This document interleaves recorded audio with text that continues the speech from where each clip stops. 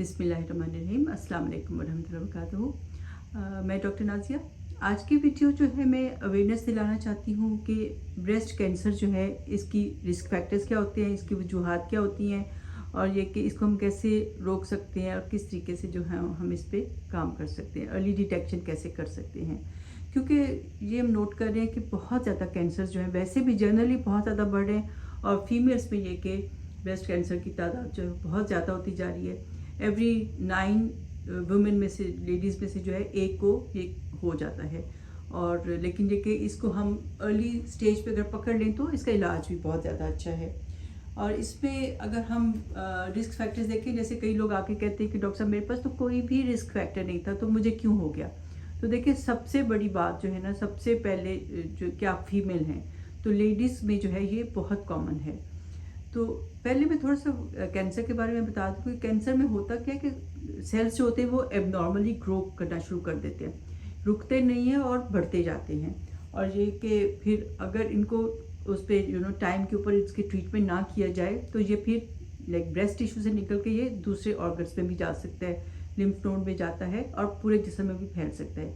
लेकिन अच्छी बात यह है कि अगर इसको जल्दी पकड़ लिया जाए तो बहुत अच्छा इलाज हो सकता है। चलिए रिस्क फैक्टर्स देखते हैं। रिस्क फैक्टर्स में क्या होता है कि आप सबसे बड़ी बात हुई, जैसे मैंने पहले बोला कि फीमेल जेंडर, तो इनमें बहुत ज़्यादा ये मतलब ये कि इनका होने का चांस होता है। और दूसरी बात ये कि इनका जो एज होती है, जैसे जैसे आप ओल्ड एज की तरफ जाते हो तो इसके होने के चांसेस बढ़ते जाते हैं, एजिंग जो है इसको ज़्यादा करती जाती है। फिर तीसरी बात ये कि फैमिली हिस्ट्री होती है कि अगर किसी की अम्मी को है या उनकी बहन को है या फिर बेटी को, तो अगर फैमिली में इतनी क्लोज किसी को है तो चांसेस बहुत ज़्यादा बढ़ जाते हैं। चौथी बात जेनेटिक फैक्टर्स भी होते हैं, स्पेशल जीन्स होती हैं, तो वो भी जो है इसमें इसको बहुत ज़्यादा वो कर देती हैं, रिस्क फैक्टर बढ़ा देती हैं। स्पेशल जीन्स होती है, अगर किसी के अंदर वो है तो उसका जो रिस्क फैक्टर बहुत बढ़ जाता है। फिर इसी तरह अगर किसी को जल्दी लाइक मंथली साइकिल जो थे, पीरियड्स जो थे वो जल्दी स्टार्ट हुए थे लाइक 9-10 साल की उम्र में, तो फिर उनके पास जो है वो चांसेस ज़्यादा हो जाते हैं। और इसी तरह अगर किसी का मेनोपॉज जो था वो लेट हुआ है और वो बहुत सालों तक 55 ईयर्स के बाद हुआ है तो उनमें भी चांसेस इसके ज़्यादा बढ़ जाते हैं, क्योंकि वो ज़्यादा देर तक जो है वो हार्मोन्स को एक्सपोज रहे हैं, तो फिर उनके अंदर चांसेस ज़्यादा बढ़ जाते हैं। तो अब ये वो चीज़ें हैं कि जो हम कंट्रोल नहीं कर सकते, जिसको हम चेंज नहीं कर सकते। ठीक है कि आप फीमेल हैं, एजिंग हो रही है, ओल्ड एज की तरफ जा रहे हैं, फैमिली हिस्ट्री है, जेनेटिक हिस्ट्री है, और अर्ली मेनार्की उसको कहते हैं कि जल्दी पीरियड स्टार्ट हुए या लेट मेनोपॉज हुआ, तो ये आपके हाथ में नहीं था, ये नेचुरल चीज़ें थी, कुदरत की तरफ से थी, तो इसको आप कंट्रोल नहीं कर सकते। तो ये रिस्क फैक्टर्स हैं। और इसके अलावा कुछ रिस्क फैक्टर्स हैं जिसको आप कंट्रोल कर सकते हैं। उसमें क्या है, एक तो ओबेसिटी आ जाती है, यानी कि अगर मोटापा है तो ये कि मोटापा जो है इसको कंट्रीब्यूट करता है कि जो फैट होती है ना एब्डोमेन में, उस वो भी कन्वर्ट हो जाती है हार्मोन्स में, एक्स्ट्रा फैट जो होती है, तो इसलिए वो भी पैदा करती है उसको हार्मोन्स को, तो इसलिए मोटापा जो है वो एक रिस्क फैक्टर है। फिर सीडेंट्री लाइफस्टाइल, यानी कि आप जो है ज़्यादा वॉकशॉप नहीं करते, ज़्यादा एक्सरसाइज नहीं करते, बस लेटे रहते हैं, बैठे रहते हैं, घर के काम करना जो इसमें नहीं आता, यानी कि आपको घर के कामों के अलावा थोड़े से एक्स्ट्रा काम करने चाहिए, एक्स्ट्रा एक्सरसाइज करनी चाहिए, वॉक करनी चाहिए और जिम जाना चाहिए। अगर आप ये सब नहीं करते हो तो फिर ये भी एक कंट्रीब्यूट करता है इसके लिए ब्रेस्ट कैंसर में। फिर बीसीपी यानी कि बर्थ कंट्रोल पिल्स अगर किसी ने ली हैं कुछ अरसे के लिए, कुछ सालों के लिए, तो वो भी एक रिस्क फैक्टर हो जाता है। इसी तरह हार्मोन थेरेपी अगर ली है, क्योंकि मीनोपॉज में कई लोग हार्मोन थेरेपी लेते हैं, यानी कि उनको हॉट फ्लैशेस वगैरह होते हैं, तो फिर ये कि वो कुछ दवाइयाँ हार्मोन्स लेते हैं उसको कम करने के लिए, तो लेकिन वो रिस्क फैक्टर बन जाता है इसके लिए, ब्रेस्ट कैंसर के लिए। इसी तरह अगर किसी का पहली प्रेगनेंसी जो थी उन्होंने लेट प्लान की, 30 ईयर्स के बाद पहली प्रेगनेंसी हुई, तो वो भी एक रिस्क फैक्टर हो जाता है। या उन्होंने बच्चे को दूध नहीं पिलाया, ब्रेस्ट फीडिंग नहीं की है, तो वो भी रिस्क फैक्टर हो जाता है। तो लेडीज़ को चाहिए, जो यंग लोग हैं, कि वो प्रेगनेंसी भी कोशिश करें, मतलब शादी के बाद बहुत ज़्यादा डिले ना करें, जल्दी शादी वो जो है प्रेगनेंसी जल्दी करें। और फिर इसके बाद ये कि फीडिंग भी बच्चे को 1.5 से 2 साल दूध पिलाएं, जैसे हमारा इस्लामी तरीका भी है, तो ये कि उसमें फिर इंशाल्लाह जो है ना वो भी प्रोटेक्टिव फैक्टर हो जाता है। और इसी तरह चले, ये शुक्र है हम लोग नहीं करते, वरना जो लोग शराब पीती हैं, वेस्ट पे जैसे लेडीज़ अल्कोहल वगैरह पीती हैं, तो वो भी कंट्रीब्यूटिंग फैक्टर हो जाता है। तो ये चीज़ें कुछ हैं कि आप चेंज कर सकते हैं, इन पे आपका कंट्रोल है कि आप एक्सरसाइज रोज़ करो या हफ्ते में 5 दिन करो। इसी तरह ये कि हार्मोन कम लो, आप दूसरे प्लानिंग अगर कर रहे होते हो तो हार्मोन्स जो हैं वो अपनी बॉडी के अंदर कम लेकर जाओ। तो इस तरह से ये सारे रिस्क फैक्टर्स हैं। अब ये कि आप इसके लिए ये कि स्क्रीनिंग बहुत अच्छी होती है पाकिस्तान में, जैसे पिंक रिबन के नाम से है कि स्क्रीनिंग की जाती है। तो आप जो है आप 40 से 45 ईयर्स तक आपको ऑप्शन दी जाती है कि आप अगर अर्ली स्क्रीनिंग मेमोग्राम करवाना चाहते हो तो आप जल्दी करवाना शुरू कर दो। तो हर साल जो है आप मेमोग्राम के लिए जाओ।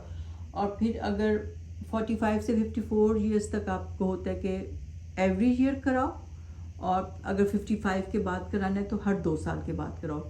क्योंकि इसकी ये अच्छी बात है ब्रेस्ट कैंसर की कि ये स्लो ग्रोइंग होता है, बहुत तेज़ नहीं बढ़ता, स्लोली ग्रो करता है। तो इसको हम अर्ली एज में, अर्ली स्टेज पे जो है आप डिटेक्ट करके तो आप इसको रोक सकते हो। तो आप इसको जो है आप इसमें बहुत केयरफुल रहो, रेगुलर रहो अपनी स्क्रीनिंग कराने के लिए। और फिर अगर ये जो बिल्कुल शुरू की स्टेज पे, जो बिल्कुल शुरू की स्टेज होती है, जैसे DCIS उसको कहते हैं कि डक्टल कार्सिनोमा इन साइटू जो होता है, अगर वो जो है अगर आप पकड़ लेते हैं तो फिर ये कि वो अभी इन्वेसिव नहीं हुआ, अभी वो टिश्यू के अंदर नहीं गया, वो ब्रेस्ट उसके डक्ट के अंदर या लोब्यूल के अंदर ही है, उसने उसकी वॉल को थ्रू करके आगे नहीं गया, तो वो बहुत ही अच्छी स्टेज होती है, बहुत अच्छा सा उसका इलाज हो जाता है उस। और अगर थोड़ा सा चला भी गया है, अगर इन्वेसिव हो भी गया है, अगर वो 2 सेंटीमीटर से कम होता है तो वो भी बहुत अच्छी बात होती है। तो अगर ये इस स्टेज पे होते हैं और अभी लिम्फ नोड्स वगैरह इन्वॉल्व नहीं हुई होती तो फिर यूजली वो लंपेक्टमी करते हैं, यानी कि उतना लंप निकाल देते हैं और साथ ये कि उसके कुछ रेडिएशन देते हैं, 5 to 25 टाइम्स रेडिएशन उस खातून को मिलती हैं।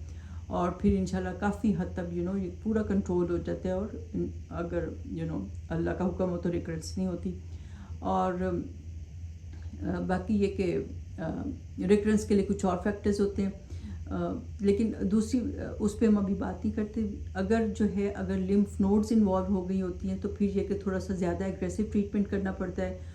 और 2 सेंटीमीटर से अगर बड़ा होता है तो फिर ज़्यादा जो है ना उसको अब सर्जन और ऑन्कोलॉजिस्ट जो है वो डिसाइड करेंगे कि किस हद तक ट्रीटमेंट देना है। लेकिन उसमें फिर ये कि सर्जरी हो जाती है, साथ रेडिएशन हो जाती है, साथ कीमो भी हो जाती है, लेकिन ओवरऑल इसको अच्छा कंट्रोल किया जा सकता है, इसका अच्छा जो है वो ट्रीटमेंट हो सकता है। तो आप अपनी स्क्रीनिंग जो है एनुअल स्क्रीनिंग या फिर अपनी एज के हिसाब से जो है 2 साल के बाद जो है आप स्क्रीनिंग जो है वो ज़रूर कराते रहें। तो अगर किसी को हो गया है तो उसको परेशान होने की ज़रूरत नहीं है, लेकिन इसका इलाज अच्छा हो जाता है। आप अपने अच्छा सा डॉक्टर, अच्छा सा जो है वो ऑन्कोलॉजिस्ट के साथ डिस्कशन करके अपनी ट्रीटमेंट ऑप्शंस देखें और फिर उसमें से चूज़ करें आपकी स्टेज के हिसाब से क्या मिलता है। और बस बीमारियां तो आपको पता है ना, अल्लाह ताला ने टेस्ट करना है। जब तक इंसान है, इंसान का जिस्म कमज़ोर होता है, कोई ना कोई बीमारी उसको लगनी होती है। तो परेशान नहीं होना, एंग्जाइटी में नहीं आना, बहुत अच्छा इलाज है।